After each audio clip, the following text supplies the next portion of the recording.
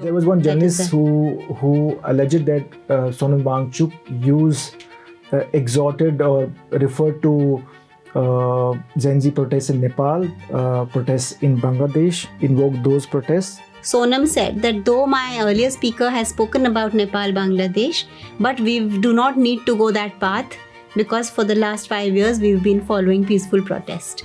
So he did not call for action mentioning those countries.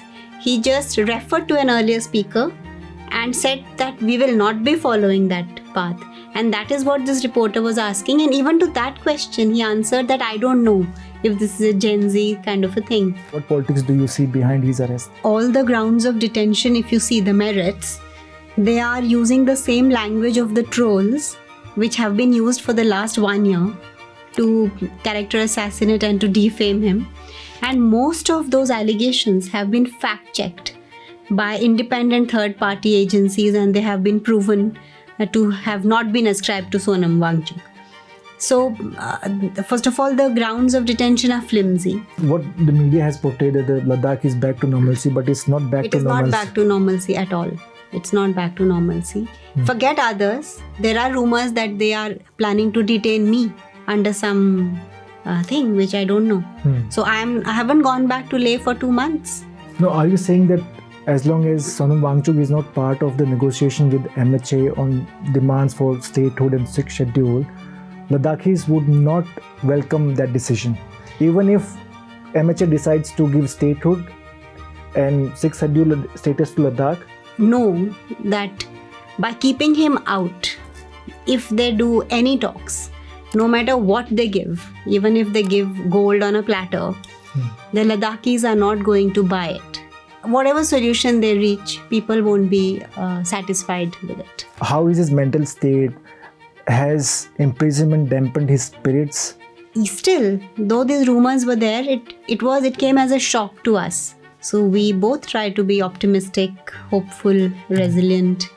And I think we both are aware of the fact that this was the course of action that government would take.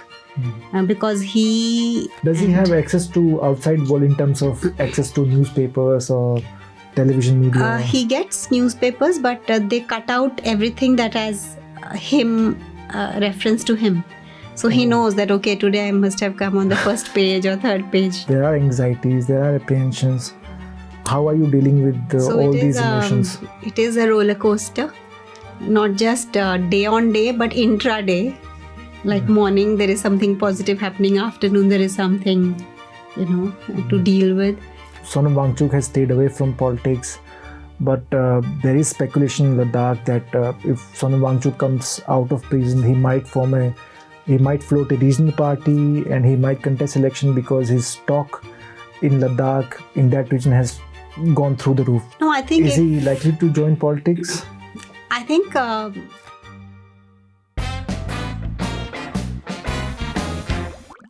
Sonam Wangchuk has been in jail for almost 2 months after a peaceful protest turned violent in Ladakh in September. For many, he is education reformer, climate activist, and innovator. But for the government, he is a threat to national security and has been charged with the National Security Act. I'm joined by Gitanjali Angmo, founder of Himalayan Institute of Alternative Learning and wife of Sonam Wangchuk. Gitanjali ma'am, thank you so much for joining us. Thank you for inviting me. Yesterday there was a hearing in the Supreme Court. You filed a petition in the Supreme Court, and you in your petition you have different prayers. Could you tell us what happened yesterday in the Supreme Court? Yeah, so as you know, NSA is a very draconian act. The act does not allow for any transparent reason to be given out by the advisory board. It just gives out the final order. So we resorted to habeas corpus for 2 reasons. One was that he was not, his whereabouts were unknown for about 10 days. And secondly, the grounds of detention were not served to us, though they were given to him, which we came to know later.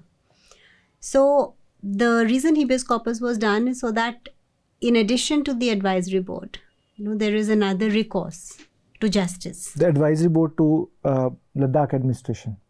No, the whole NSA has an advisory board. So Sonam gave a representation to the advisory board. And they have said that Sonam has to be in detention for 12 months. The order of the advisory board has said that. So, and there is no reason that they have to give as per the law, that why he has to be there. So to make it more open and transparent and public, we went for the habeas corpus. And the first was to find out where he is, because his whereabouts were unknown, to find out how his health was, to get the grounds of detention. And once we had got the grounds of detention, we prayed to the Honorable Supreme Court to allow us to amend it, to also challenge these grounds of detention, because the first prayer of habeas corpus was to release him from this illegal detention. So now we had to change it, amend it, to also file the challenges to these grounds of detention. So that was filed by us on the 15th. And after getting the grounds on the 7th and his handwritten notes on the 11th. So for each of these things, we had to move the Supreme Court. Unless the order was given to give the handwritten notes, they would not give us. Unless the order was given to give the grounds of detention, they would not give us. So finally, when we did that, the court allowed for the amendment. And on 29th October, we were given a week to amend it. And to also, they were given 10 days to respond to that. And yesterday was the hearing when the arguments had to happen. But the Solicitor General of India, asked for another 2 weeks to go through our rejoinder to their counter. So it is a case which is otherwise open and shut, and also based on stale FIRs, flimsy grounds of detention. And even in their counter, they haven't bothered to reply to our questions, like incomplete detention order. So as per NSA, if within 10 days you do not give the complete grounds of detention, the whole detention can be quashed. So 4 crucial videos dated September 10th, 11th and 24th, which are massively quoted in the detention order. Most of the detention order is based on these 4 videos. They were given to Sonam only on the 23rd of October. When he was about to make a representation. On the 24th, he was to make a representation. Before advisory board. Yes. So 23rd, which is a good 28 days after. Whereas the NSA requires that everything is given within 10 days. So if it were a normal case, this should have sufficed to get him out. But as we know, this is not a case of national security, nor is it everybody, including the people who have detained him, including the MHA, they know that he is no threat to public, order. It's a political, he's a political prisoner, and that's why it's taking longer to...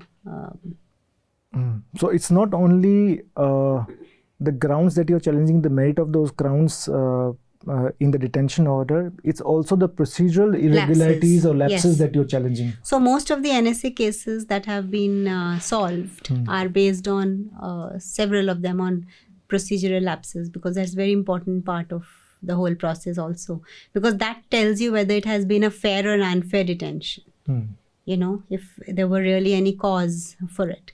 So for instance, of the 5 FIRs on which the detention order is based, 3 or 4 of them are stale. They pertain to like a year and a half. And most of them are those in which there is no name of Sonam either. It is some others FIRs. So there is only one in which Sonam's name is there. And that too is stale. So these are, under normal circumstances, all these would be sufficient to, get him out. But none of these procedural lapses are being taken into cognizance by the government or by the court. In the detention order, first I'll ask you this question. You saying this is an open and shut case. Why do you think it's so? And why do you think Sonam Wangchuk is a political prisoner? Because it's a big definition big claim that you're making, it's a political prisoner. Why do you think, what politics do you see behind his arrest? Yes, an open and shut case because all the grounds of detention, if you see the merits, they are using the same language of the trolls which have been used for the last 1 year to character assassinate and to defame him. And most of those allegations have been fact-checked by independent third-party agencies, and they have been proven to have not been ascribed to Sonam Wangchuk. So, first of all, the grounds of detention are flimsy. Then it is a incomplete detention order, stale FIRs, and anybody who was there present knew that for 15 days it was going on peacefully. Okay, even some of the seniors there were saying that if violence had to happen, it would have happened in those 15 days or in several other actions that he's been doing for the past 5 years or padyatras. Never ever has that happened. So everybody, that's how it's an open and shut case, that he cannot be ascribed.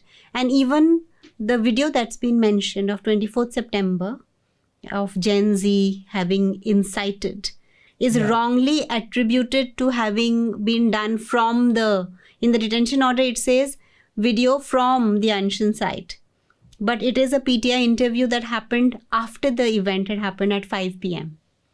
And even there, it's not Sonam saying Gen Z. It's the reporter asking, do you see it's a Gen Z kind of a protest? Are you referring to the press conference that happened after? Just because there was a virtual press conference and a lot at of 5 journalists, p.m. on 24th. lot of journalists joined it.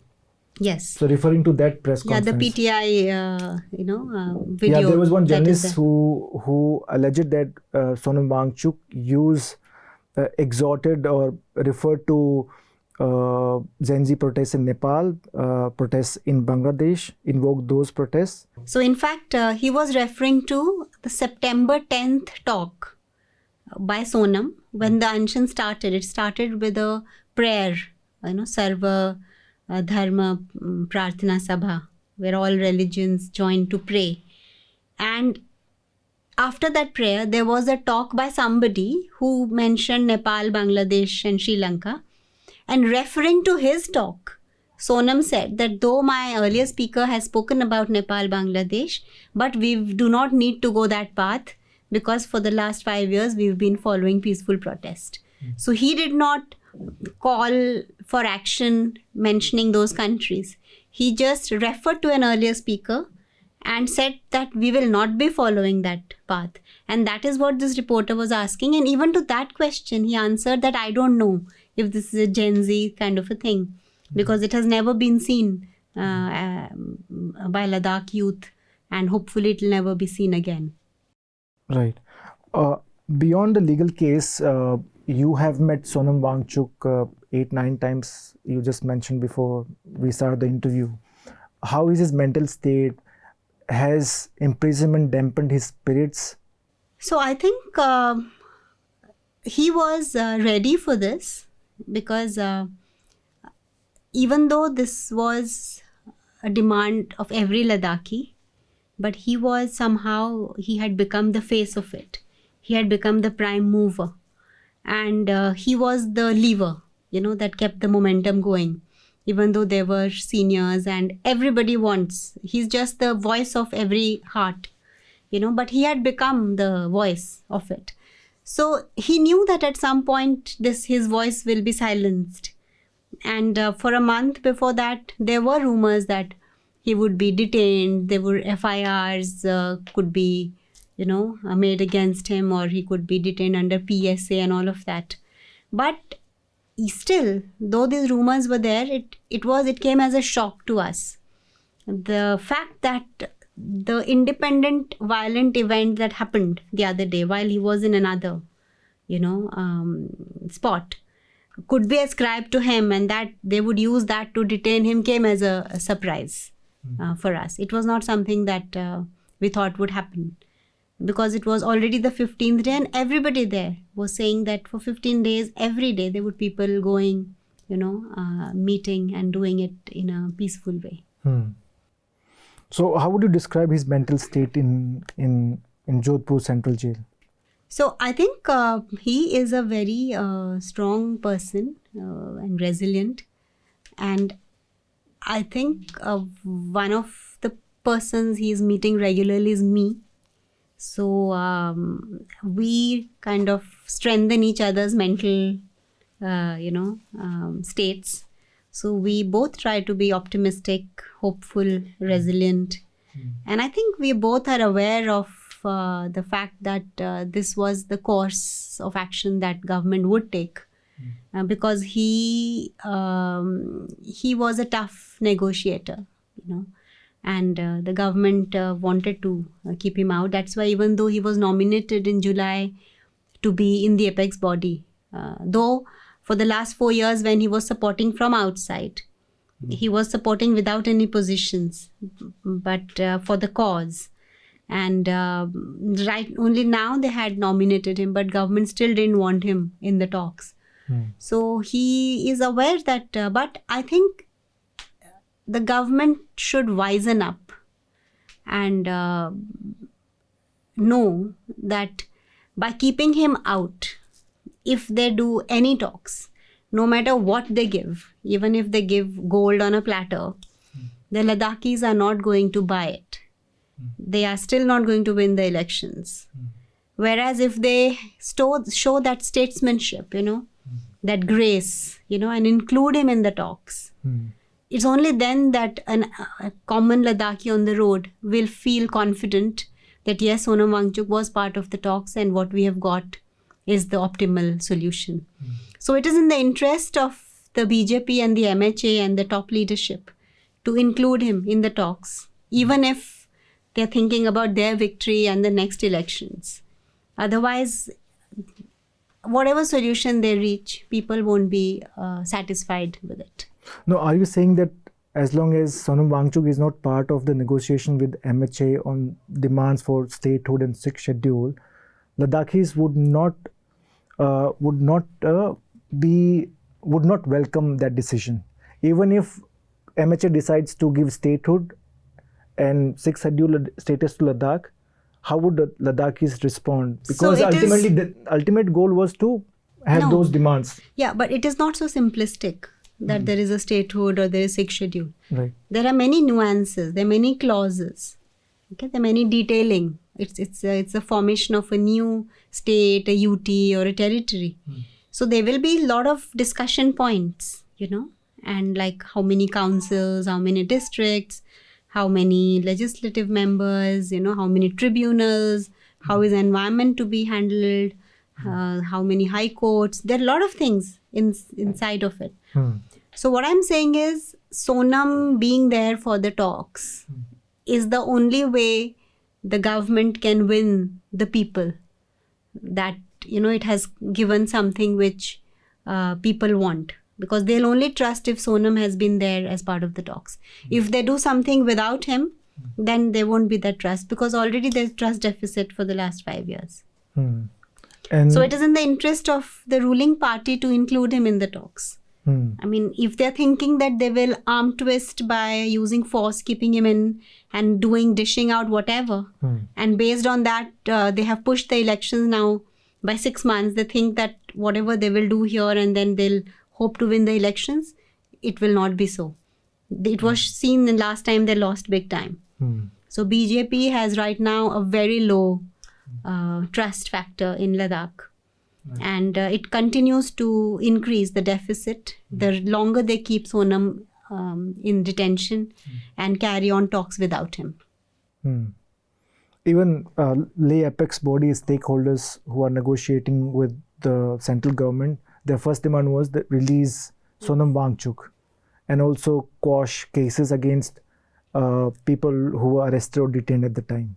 Correct. But arrests and detentions are still ongoing in Ladakh. Still going on. Just 4 days ago, one Mr. Stanba, who was always doing the Padyatra with Sonam and also the doing ex-serviceman you're talking fasting about? with him. Yeah, he was arrested just 3 days or 4 days ago.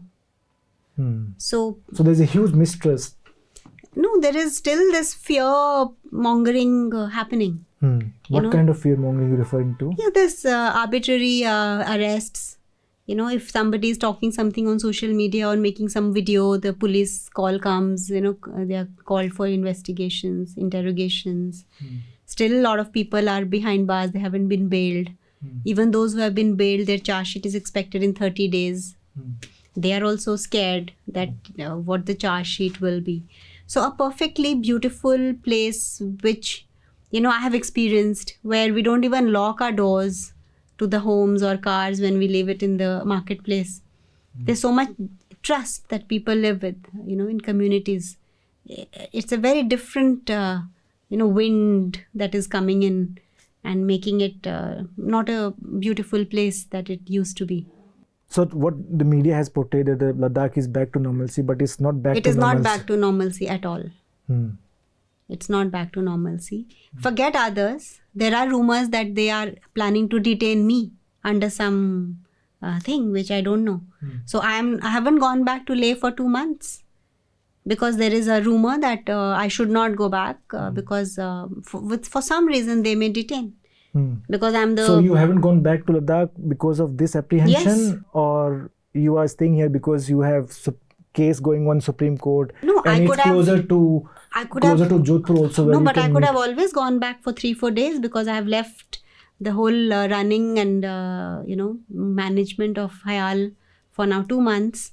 We had fellowships going on. 2 fellowships are on. The students are there. All our projects have come to a halt. Our construction projects, our academic things are suffering. So I am definitely required there. Both Sonam and I are not there. But every time I decide to go, I am advised to not go. So how can we say that normalcy has come? If you ask me, I don't have the trust that I will not be detained. What about others? Right. But that was my next question about the impact that detention and the legal case and you being here away from Ladakh, what kind of impact your absence, Sonam's absence, had on 2 institutes, 2 renowned institutes, Students' Educational and Cultural Movement of Ladakh, which is SECMOL, and Hayal, you are the founder. And SECMOL was founded by Sonam Wangchuk.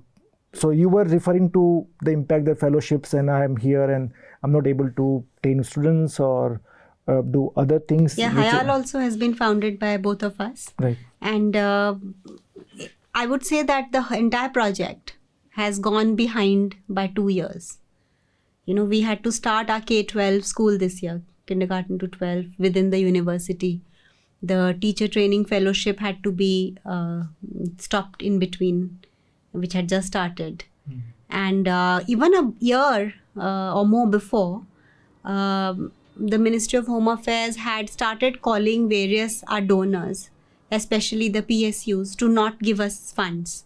1.5 years ago? Yes. Ever since Sonam was becoming more and more vocal through his answers. So there was a MOU that we were to almost sign with GAIL.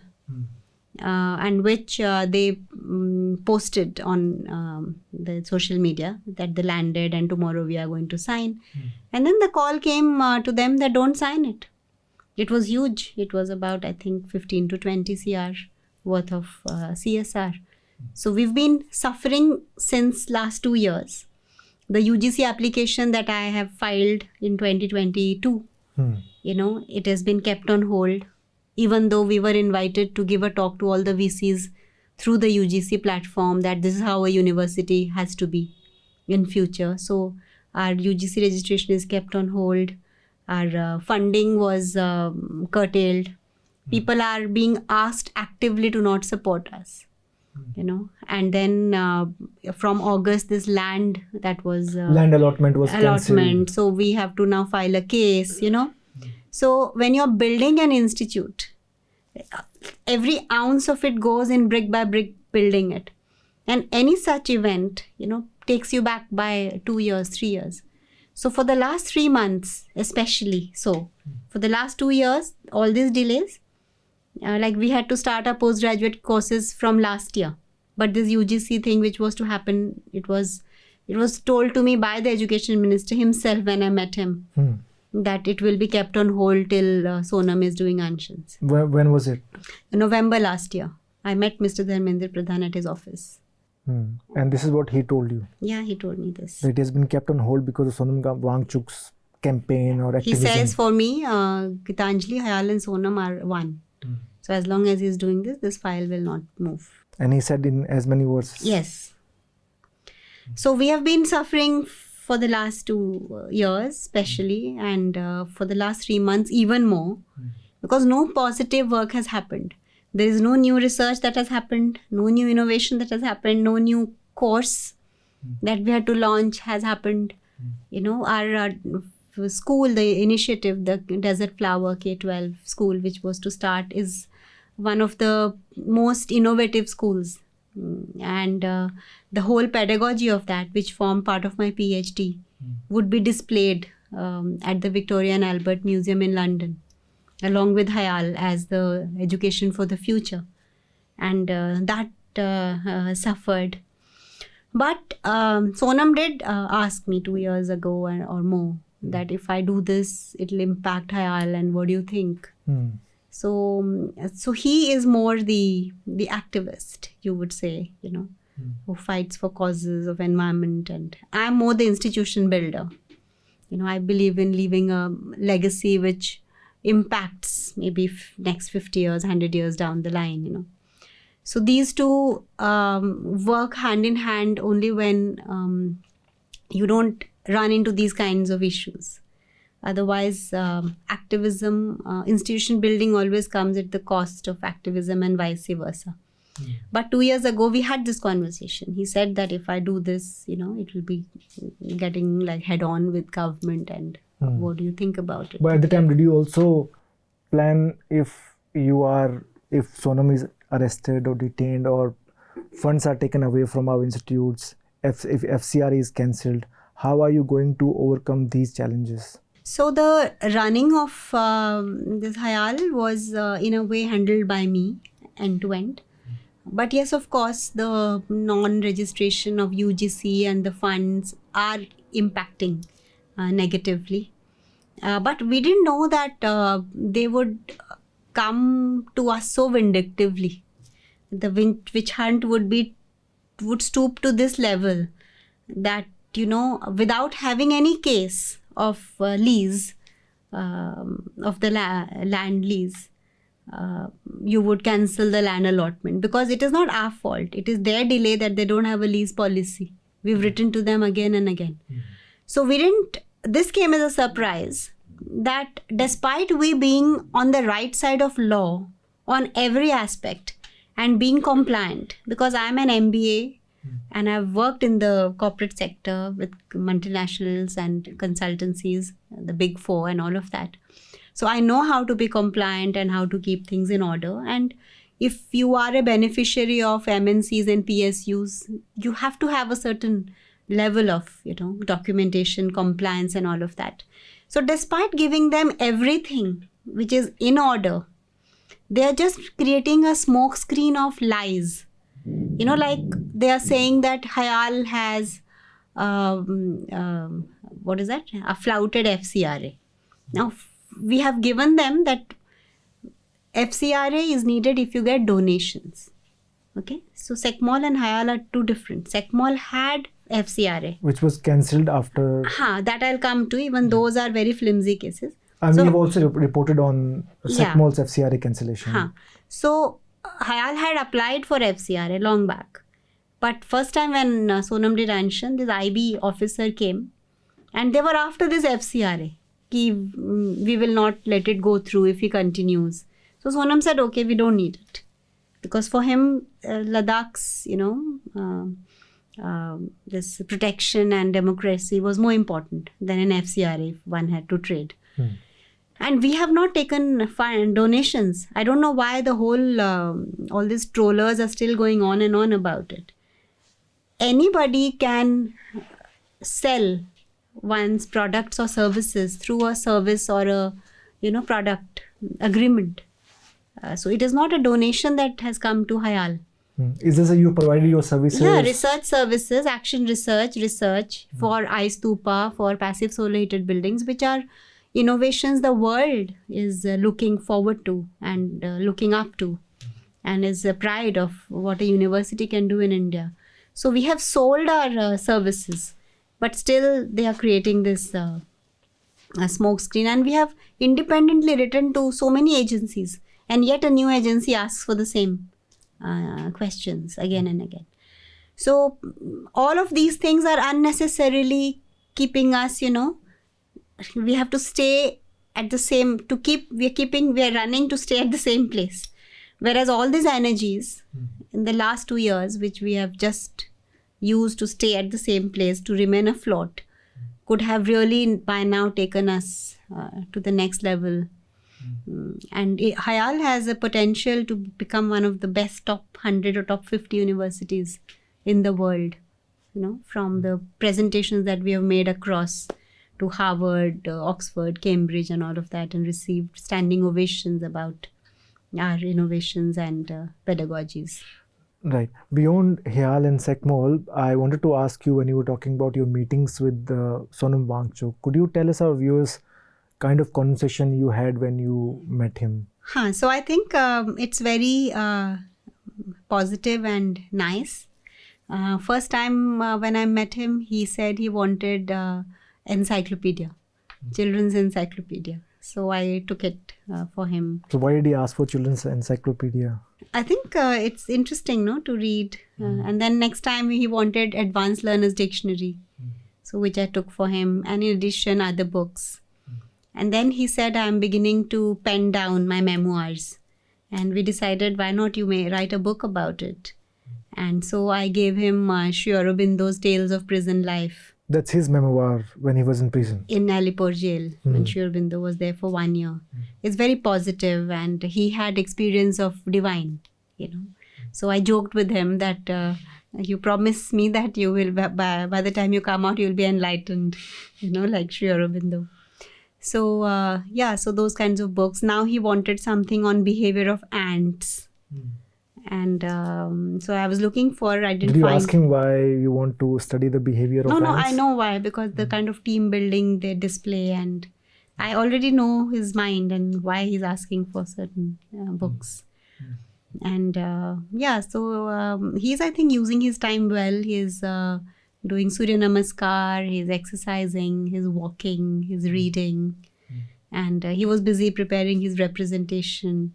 And every time I go, I stock him up well for a week with books. Right. Does he have access to outside world in terms of access to newspapers or television media? He gets newspapers, but they cut out everything that has reference to him.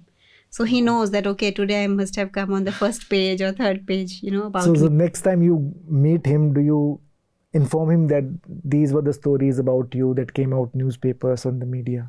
Yeah. So it is like 1 hour goes like that. It's just 1 hour a day. Window. Yeah. And then you have to go the next day. So 2 hours a week.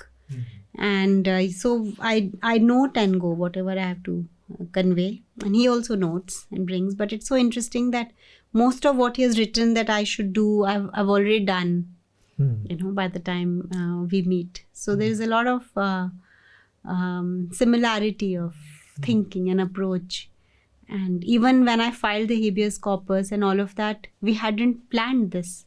So, and I did not know what to do. But after I had done it, and when I met him, and he said that this is exactly what I had wanted you to do, like explain stuff to the press and do this. So far, the approach that we have taken, that I have taken is exactly what it matches how he would have liked it to be.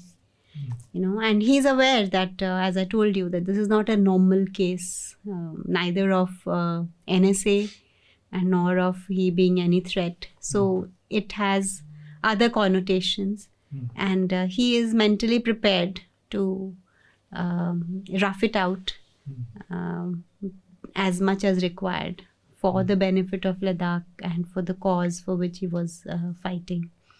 And I'm prepared to rough it out with whatever impact it has on Hayal, because he is more a rationalist. He draws his strength from that, rationalism and positivist.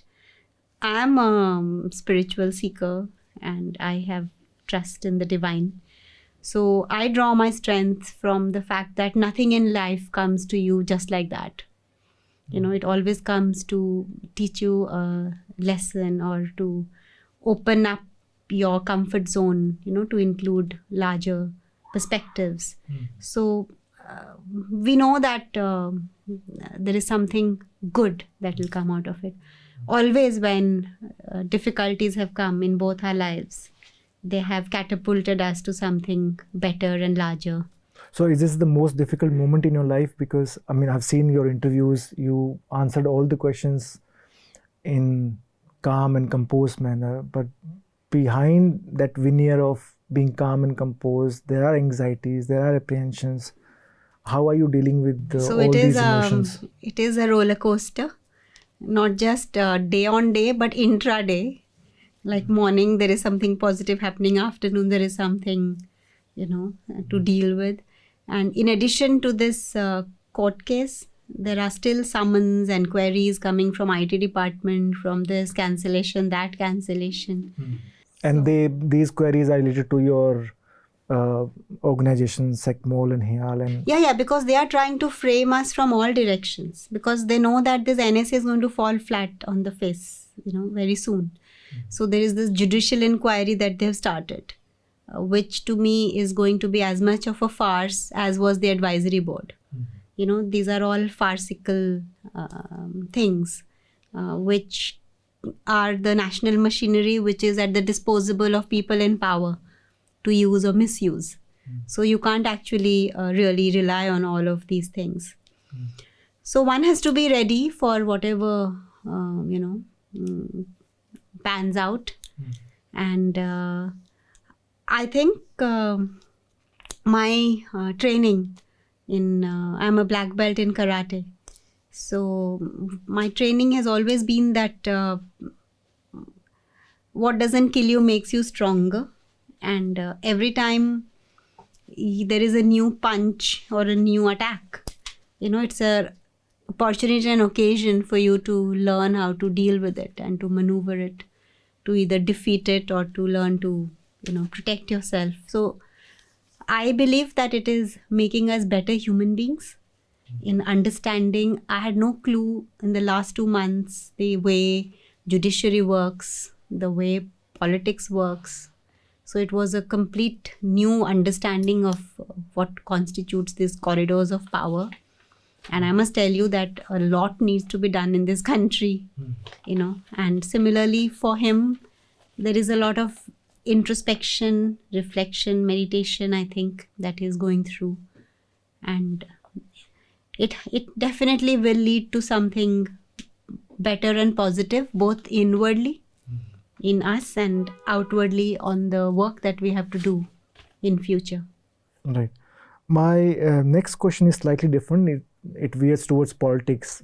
Sonam Wangchuk has stayed away from politics, but there is speculation in Ladakh that if Sonam Wangchuk comes out of prison, he might float a regional party and he might contest election because his stock in Ladakh, in that region, has gone through the roofs. What do you have to say about it? No, I think is he likely to join politics? I think he believes, and I second it, and I also believe that politics actually limits your the work that you have to do. Because you have to align with a particular party, or even if you're doing your own, there are a lot of extraneous things which you have to manage just to be in power.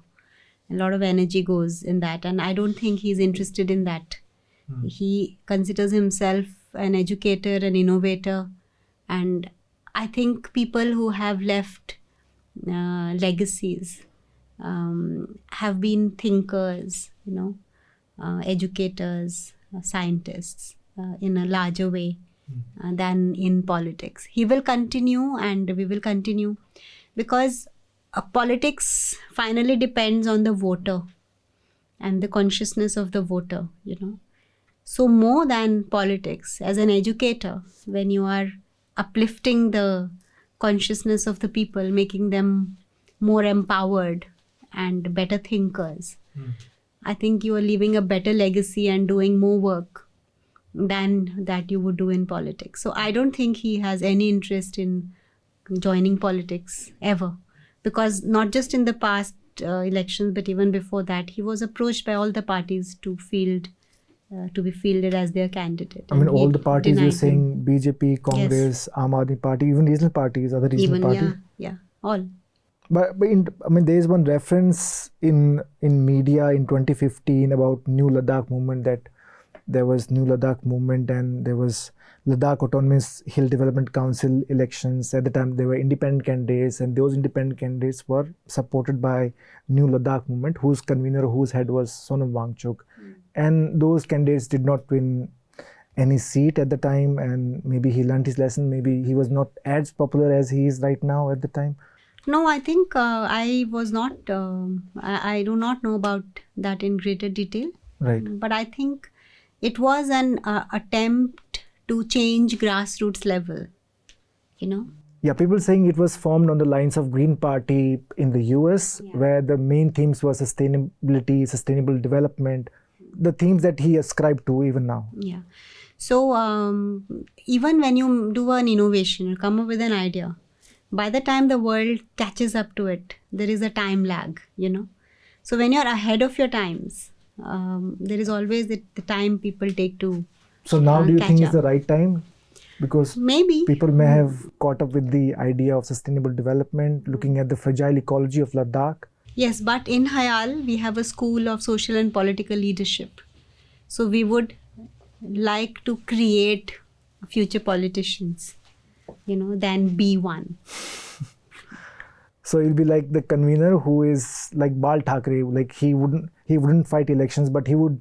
I don't think there is any precedent to what we would like to be. Right. Because we would like to form a school or a department of political leadership. So if you read the Kautilya's Niti Shastra, the 4 pillars, of politics were governance, which is now a very popular course called PPE at Oxford. So all these prime ministers have studied PPE, political science, philosophy and economics. What is missing is the Trividya, which was the 3 Vedas. So Arthashastra and Niti Shastra of Kautilya talk about these 4 pillars that every person going into Raj Dharma, politics, have to study, which is philosophy, political science, economics and spirituality. So Oxford removed this spirituality and took PPE. So we would like to bring back, this course on PPE and spirituality and create leaders of the future, not one. If you become, then you're just one. But if you... Going from the ancient knowledge system. Yeah, but if you can create like 1,000 leaders through your institute who will take the country forward, I think that's a role that we would like to play. Yeah, I think I've overshot my time limit. Last question is, when you were meeting Sonam Wangchuk, what is the message that he keeps repeating that you should relay to the masses? So one is that he is extremely grateful and thankful to everybody who is supporting us and who is standing by us. And there is a huge support nationally and internationally. So he's thanking that. Then he keeps, wants people to know that he's well, and that he's studying various things and doing various, studies. And the third is he wants Ladakh to become a role model for how Indian states should develop, because it is still untouched and pristine. We haven't spoilt it yet, like we have others in the name of development. So he wants that awareness, to translate into policies, and those policies to translate into actual development, which is meaningful, which is sustainable, and how people should keep learning and, expressing that in their lives.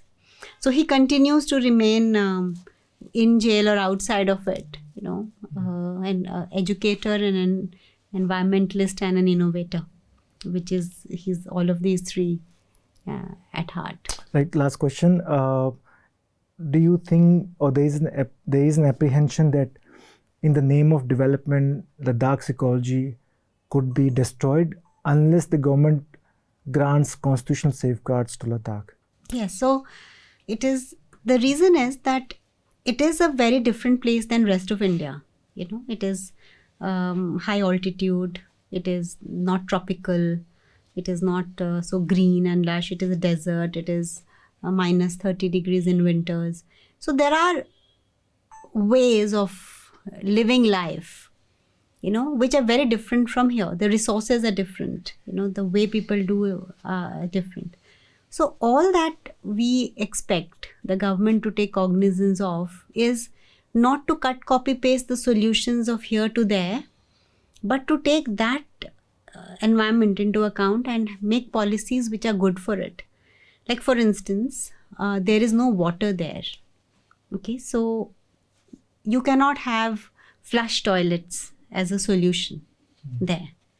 So which now they are doing with the help, they want a sewage treatment plant and all of that. Can you have mega solar projects in Ladakh? So no, I'll come to solar projects. So what we are saying is that there is let's say a compost system which has been practiced for thousands of years. Can we innovate that, like as we have done at Hayal?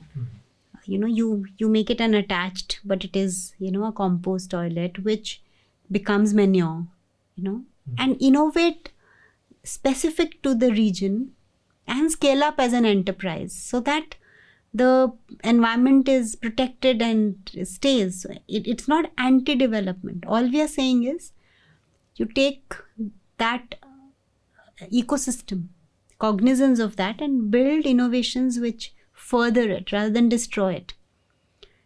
Or this photovoltaics.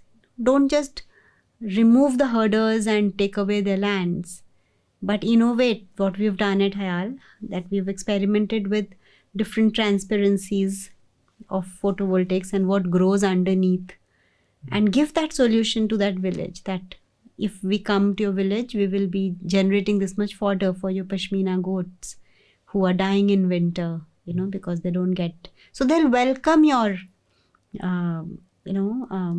development, or skill them to be able to set up and maintain the photovoltaics rather than bring thousands of workers from outside, get the work done and go back.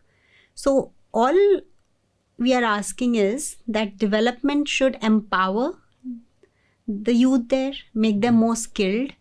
The trickle-down effect has to go to the villagers, to the last mile person, and not just benefit a handful of people, who would just go and do their, work. Complete their project and come back. Go back with their ROIs. They have to take into account the ecology of Ladakh also. Yes, improve the community's lives, benefit them. And it can be done. That's what in Hayal we've been doing and in Sekmol for the last 30 years. Right. It's all there. It has only to be taken and made into a policy, and which the government has been doing. Like our passive solar heated buildings, they have said that all tourism buildings have to be, passive solar heated. This agrivoltaics that we had done, they have gone to a village and they want to copy that. So they want to, they see, meaning in what we say and merit in it. But what is lacking is the transparency of face-to-face discussion, thrashing out all the differences that may be there and coming to a consensus in a open, transparent and democratic way. So far, they had been either skirting the issue or stonewalling or witch hunting or putting pressure, now detained under NSA. So this is not how you use the best brain of that region, who also wants, like you do at the center, I'm sure the party at center is nationalist enough to look at the best of everybody. So why wouldn't you co-opt somebody whose entire life has been for that purpose? So that's the only point of, Yeah, his entire life has been dedicated to sustainable development. Yes. Without harming the ecology. And it will only benefit the government and the policies or whatever it is. He's not anti-development because even when the world didn't know about photovoltaics, SecMol had, this solar power. Even the whole world is not looking at passive insulated buildings. We are 50 years ahead of our times. So such a mind is not anti-progress or development, but meaningful and, restrained and sustainable development. Right. Thanks, man. All these are the questions that I had, and you have answered in your typical inimitable style. Thank you so much for your time. Inimitable style. Thank you so much for your time. Gitanjali. Thank you for inviting. Journalism at Newslaundry is powered by the public, because when the public pays, the public is served. Visit newslaundry.com/subscription and pick a payment plan of your choice. Pay to keep news free and independent. Your future, and indeed the future of democracy, depends on it.